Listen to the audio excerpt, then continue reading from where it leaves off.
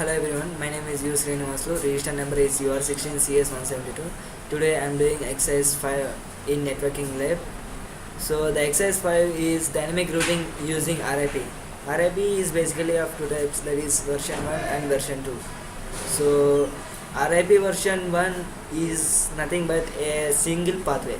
So if the path is from one router to another or one laptop to another, if that connection is lost, then it can't reach the destination in any other way. So but the perks of using version 1 is it is the safest and secure and it is the fastest. But the main disadvantage is if one route is breakdown or failed, it cannot go through another routes. So this is the main disadvantage of RIPv1. So if I see the routing table of first router, then we are using R. The R represents the added pathways. The R represents the added pathways here, and these are the R's are directly connected. And in order to find out the routing table in a router, just go to the router and enable the router and type show IP route, and it will show all the routes that are within this router. So in order to find out whether our connections are connected properly, that the message can be passed from one source to destination, we'll take a message and send it from laptop 0 to laptop 4, and it's successful. So the message passing and receiving is done perfectly from laptop 0 to laptop 4. So that is router 0 and router 1 are talking each other very nicely, so the protocol works. If I take another message from laptop 3 to laptop 0, and it is also successful. So router 2 and router 0 are also having a proper connections, and if I send a message from laptop to laptop 4, and it is also successful. So this tells us that the static routing is done perfectly and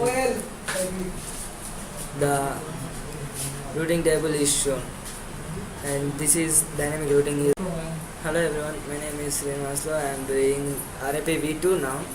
So RIP version 2 is nothing but multi-routing, and as I said earlier, in V1 it is only a single route, but in V2 the message can be gone through multiple routes. So if one route is failed or disrupted, automatically it changes to another route. The disadvantage of using version 2 is it is not as secure as RIPv1, and it also it's very slow rather than compared with RIPv1.